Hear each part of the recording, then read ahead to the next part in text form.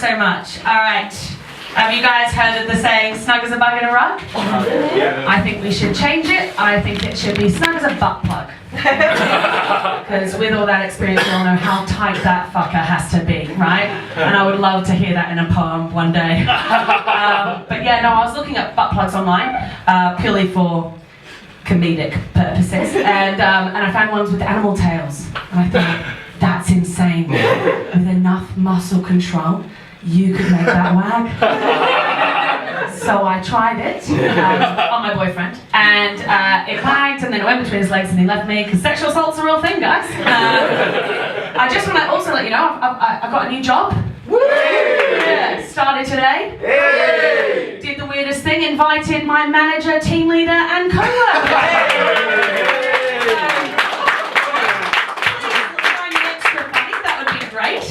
But yeah, no, we'll get straight into a set and we'll just hope I have a job tomorrow. So I really want to take up horse riding, but I heard that penetration can kill you. Silly bullshit, I'm still here. But everyone has their own sexual quirks, right? One of my friends, she cries when she comes. And when she told me that, I thought, fuck, that is hard to fake. But she's in musical theatre, so it's fine. Personally, I twitch when I come, and it's not a cute little like, it's like a And one time I twitched so hard that I headbutted my partner, and the horse just kicked me straight in the face. Still got a job.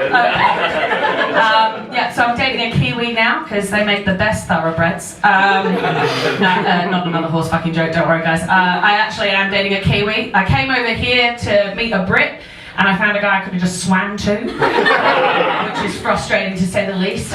He's liked me since October, which is sweet. I've known about him since January.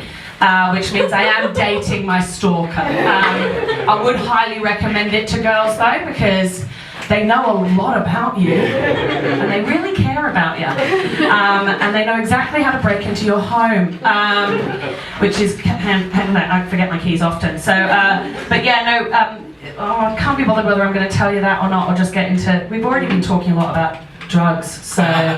No, I'll get to the cocaine jokes later. No, I think orgasms are an interesting concept, right? Everyone loves an orgasm? Yeah. Someone's having one now. But I think, like, you know, like everyone in this room, everyone you've ever met, everyone you won't ever meet, we're all created by a male orgasm. Like, all of your dads just went and disappointed you. But I think, like, how many of us had a female orgasm involved in our conception? I think it changes you as a person. Like, Boris Johnson. Yeah, his mum was probably like, oh, one doth not squirt. Sometimes one does. But, you know, David Attenborough, his mum came.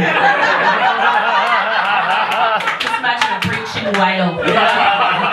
Like, Chance is my manager, so I know you're lovely. I'm sure your mum squirted all over your dad's face. Will I still have a job? No, yeah, but it's like, yeah, you know, next time you see them, give them a high five, chuck your mum a towel. I think what happened with me was my mum was about to come, and then my dad fell asleep, and that's why I'm a lazy cunt. That guy's fucking loving that.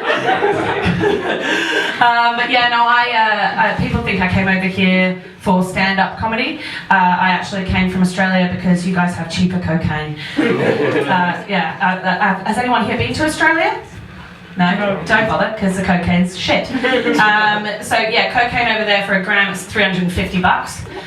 Yeah, you guys are my kind of people. I love how offensive. That's the most offensive part of this routine to you. It's like 350. Yeah, and it's cut to shit. Like, it's also like say like robbery. Tried telling the cops about it, so I started selling it. Yeah, it's cut with paracetamol. It's cut with meth. That's good stuff.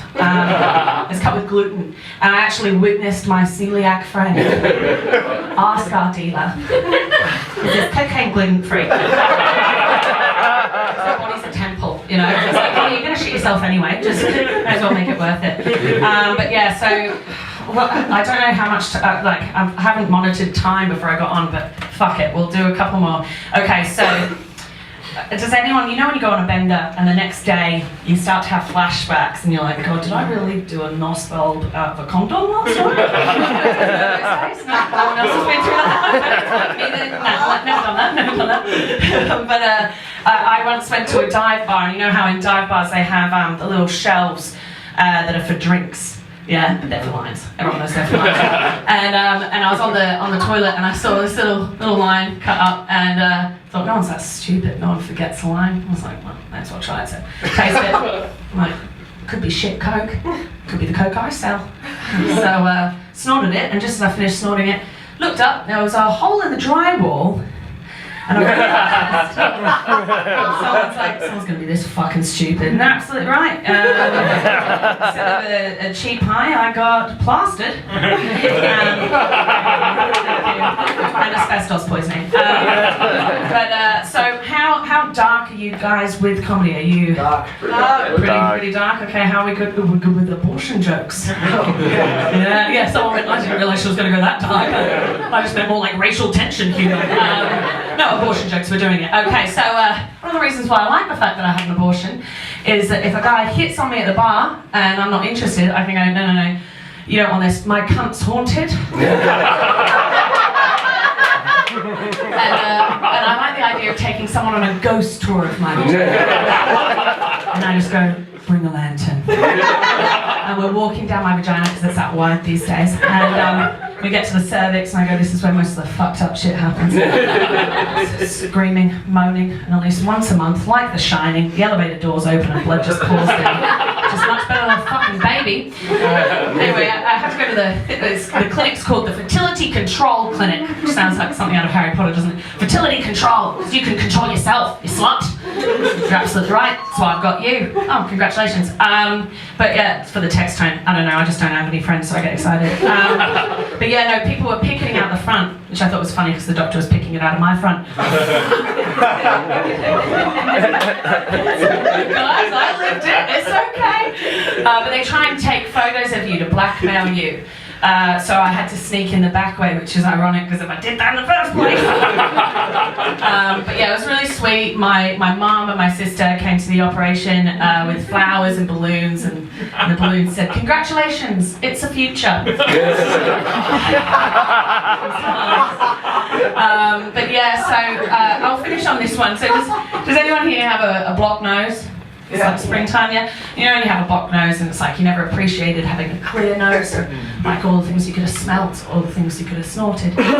And it's a bit like periods or US mass shootings. You never appreciate the peacetime. And before you know it, there's another Columbine, which is what I call my period. Blood screaming and at least one dead kid. Anyway, thanks for